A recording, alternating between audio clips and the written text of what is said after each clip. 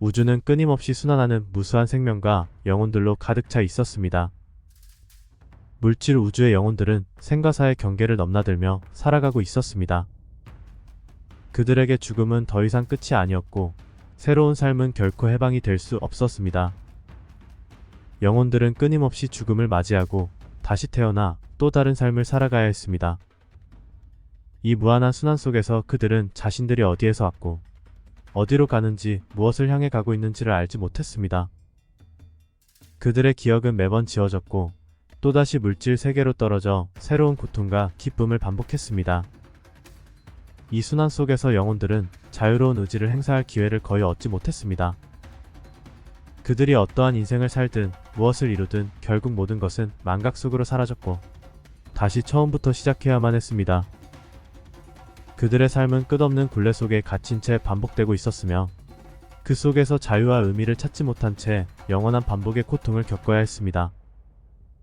이 무한한 순환의 굴레는 점차 영혼들에게 감옥과도 같은 존재로 다가왔습니다. 물질 세계에 다시 태어난다는 것은 곧 또 다른 고통의 시작을 의미했기 때문입니다. 그들은 자신들이 과거에 무엇을 했든 상관없이 같은 실수를 반복할 수밖에 없었고 그 과정에서 느끼는 좌절감은 점점 더 커졌습니다. 과거의 삶에서 어떠한 사랑을 찾았든 어떠한 성공을 이루었든 결국 그것은 모두 사라지고 말았으며 기억조차 하지 못한 채 새로운 삶을 살아가야 했습니다. 그러나 이러한 무한한 순환에서 벗어나려는 영혼들이 서서히 나타나기 시작했습니다. 그들은 어떤 이유에서인지 전생의 기억이 어렴풋이 남아있는 채로 환생하게 되었고 자신들이 계속해서 같은 실수를 반복하고 있다는 사실을 알아차리게 되었습니다. 과거 생에서 어떠한 목표를 이루었든 결국 그것이 무의미하게 사라진다는 것을 깨닫고 점차 절망에 빠지기 시작했습니다. 끝없는 순환에서 벗어날 방법을 찾기 위해 필사적으로 노력했지만 그 노력은 언제나 헛수고로 돌아가고 말았습니다. 이 영혼도 바로 그러한 영혼 중 하나였습니다. 그는 수많은 생애를 거치며 점점 더 물질 세계에 대한 피로와 환멸을 느끼고 있었습니다. 여러 생애 동안 그는 부와 명예, 사랑과 권력을 추구하며 살아갔지만 결국 그 모든 것은 허무하게 끝나고 말았습니다. 그가 쌓아 올린 것이 아무리 커다란 것일지라도 생이 끝나면 모든 것이 허물어지고 그가 다시 환생할 때는 그 기억조차 잊힌 채 처음부터 시작해야 했습니다. 이러한 반복 속에서 그는 더 이상 새로운 삶을 기대하지 않게 되었고 오직 이 굴레에서 벗어나고자 하는 강한 결심만이 남게 되었습니다. 영혼은 환생의 고리에서 벗어나기 위한 방법을 찾기 시작했습니다. 그는 수많은 생애 동안 쌓아온 기억과 경험을 바탕으로 이번 생을 마지막으로 만들겠다는 결심을 품었습니다. 그동안의 생애에서 그는 수도승, 철학자, 과학자로서 다양한 역할을 경험하며 많은 지식을 쌓았지만 그 지식조차도 결국 무의미하게 느껴졌습니다. 모든 것이 반복된다는 사실을 깨닫고 이제 더 이상 이 반복 속에서 의미를 찾을 수 없다는 결론에 도달했습니다. 이러한 삶에서 벗어나기 위해 자신이 모아온 단서들을 다시 한번 정리하기 시작했습니다. 여러 생에 걸쳐 철학자나 수도승으로 살았던 경험들 속에서 그는 생과 사의 경계를 연구했고 그 경계의 중요한 비밀을 깨닫게 되었습니다. 바로 소멸의 경계라는 지점이었습니다. 이 소멸의 경계는 영혼이 물질 세계에서 영적 세계로 넘어가는 순간이자 그들의 기억과 의지가 완전히 소멸되는 지점이었습니다. 영혼은 이 경계를 넘을 때마다 자신이 이전에 살았던 생애를 완전히 잊게 되며 새롭게 태어날 준비를 하게 됩니다. 이 소멸의 경계를 넘지 않으면 영혼은 결국 다시 새로운 삶을 시작하게 될 뿐이라는 사실을 깨달았습니다. 그는 이 경계를 돌파해야만 진정한 해방을 얻을 수 있다는 결론을 내렸습니다. 그러나 이 경계를 넘기 위해서는 강력한 의지와 정신력이 필요했습니다. 이 경계를 넘어서는 순간 영혼의 모든 기억과 의지가 삭제되었으며 그 과정에서 자신의 의식을 유지하는 것은 거의 불가능한 일이었기 때문입니다. 그는 자신이 살아왔던 수많은 삶에서 얻은 지혜와 지식을 이용해 소멸의 경계를 분석하고 그 경계를 넘기 위한 계획을 세웠습니다. 그는 이 경계가 단순히 영혼을 새로운 삶으로 이끄는 필터일 뿐만 아니라 그 이상의 의미를 가지고 있음을 깨달았습니다. 이 경계는 단순히 기억을 삭제하는 기능을 넘어 영혼들이 반복적인 삶을 살아가게 만드는 거대한 시스템의 일부분이었던 것입니다. 그는 점점 더 깊이 시스템의 본질을 파악해 나갔습니다. 이 시스템은 단순히 영혼들을 새로운 생으로 이끄는 메커니즘이 아니었습니다. 그것은 영혼들의 감정과 기억을 수집하고 그것을 통해 물질 우주의 에너지를 유지하는 거대한 기계 장치와 같았습니다. 영혼들이 생애 속에서 겪는 모든 고통과 기쁨, 그들의 기억과 감정은 이 시스템에 저장되었으며 그것이 물질 세계의 생명과 에너지를 유지하는 원천이 되고 있었습니다. 그는 이 사실을 깨닫고 경악했습니다. 자신이 단순한 존재가 아니라 이 거대한 시스템의 일부로서 고통과 기쁨을 반복하며 우주의 지속성을 가능하게 하는 에너지원으로 사용되고 있었던 것입니다. 이 시스템은 영혼들이 자유롭게 살아가기를 원하지 않았습니다. 오히려 그들이 끊임없이 고통을 겪으며 순환하는 삶을 살기를 원했습니다. 그것이 바로 물질 우주를 유지하는 근본적인 원리였기 때문입니다. 그는 이 시스템에서 탈출해야만 한다는 결론에 도달했습니다. 더 이상 이 굴레 속에서 고통을 반복하고 싶지 않았습니다. 그는 마침내 자신이 찾아 헤맨 소멸의 경계에 도달했습니다. 이 경계는 생명과 죽음, 현실과 비현실을 구분짓는 마지막 장벽이자 영혼이 모든 기억을 잃고 새로운 순환으로 돌입하게 만드는 거대한 장치였습니다.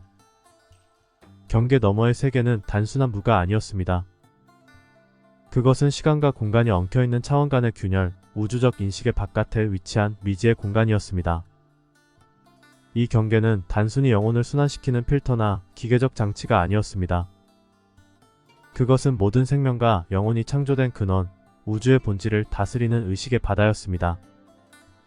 이 바다는 수많은 차원과 우주를 연결하는 매개체로 모든 존재는 이 바다에서 나와 다시 이곳으로 돌아가는 것이었습니다.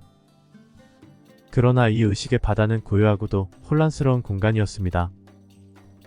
여기에 들어온 영혼들은 다시 물질 세계로 돌아가기 전 그들이 과거에 쌓아온 모든 경험을 이곳에 기록하게 됩니다. 이는 마치 우주의 도서관처럼 모든 존재의 지식과 경험이 축적되어 있는 곳이었습니다. 하지만 이 기록들은 단순한 기억이 아니었습니다. 그것은 우주의 흐름을 유지하는 거대한 에너지원이었고 이 에너지가 계속해서 순환할 때 우주는 안정적으로 유지되는 것이었습니다. 그는 이 흐름을 깨뜨리는 것이 어떤 결과를 가져올지 한편으로 두려웠습니다. 경계를 넘어 무한한 기억과 의지의 흐름을 방해할 경우 우주의 질서 자체가 무너질 것 같았습니다. 우주의 법칙을 유지하는 이 메커니즘은 결코 단순한 순환이 아니었습니다. 그것은 우주 그 자체였고 그 안에 내재된 에너지가 흐름을 유지하고 있었습니다.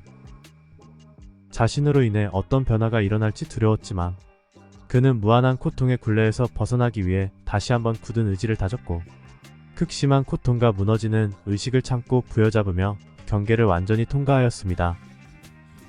그러자 그의 눈앞에는 자신의 의식을 바탕으로 한 텅 빈 새로운 차원의 우주가 펼쳐졌습니다. 뒤를 돌아봤을 때 경계 너머로 그가 있었던 우주는 정지한 듯 시간과 공간의 흐름이 멈춘 것 같이 보였지만 그의 예상과는 달리 이전 우주는 붕괴되지 않았습니다. 우주의 입장에서 그의 영혼은 한없이 작은 존재였고 그로 인해 발생하는 영향은 전혀 없었습니다. 단지 그의 두려움의 감정과 다양한 생각들은 반복된 삶으로 인해 생긴 선입견들이었고 이러한 감정과 생각들은 경계를 통과하지 못하게 할 또 다른 장치였을 뿐이었습니다. 그는 잠시 허탈함이 느껴졌지만 순환의 굴레에서 벗어났다는 것에 대한 만족감이 더 컸습니다.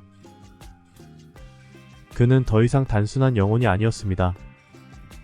그는 이제 우주적 존재, 창조자의 위치에 올랐습니다. 시간과 공간이란 개념도 사라지게 되었습니다.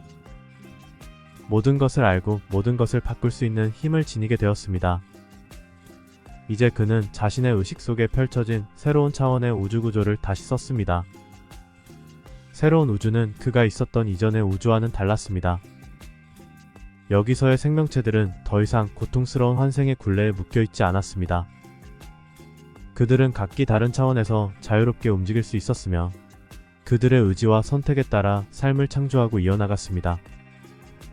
그는 이 새로운 세계의 규칙을 설정하며 생명체들이 각자의 의지와 능력에 따라 자유롭게 진화할 수 있는 공간을 만들었습니다. 그러나 이 우주는 단순히 자유만을 위한 공간이 아니었습니다. 그가 발견한 의식의 바다를 새로운 우주의 중심으로 삼아 그 안에서 모든 생명체들이 서로 연결되고 상호작용할 수 있는 시스템을 구축했습니다. 이 바다는 모든 존재의 기억과 경험을 연결하는 거대한 정보 네트워크와도 같았고, 여기서 생명체들은 서로의 경험을 공유하며 새로운 지식을 창조할 수 있었습니다.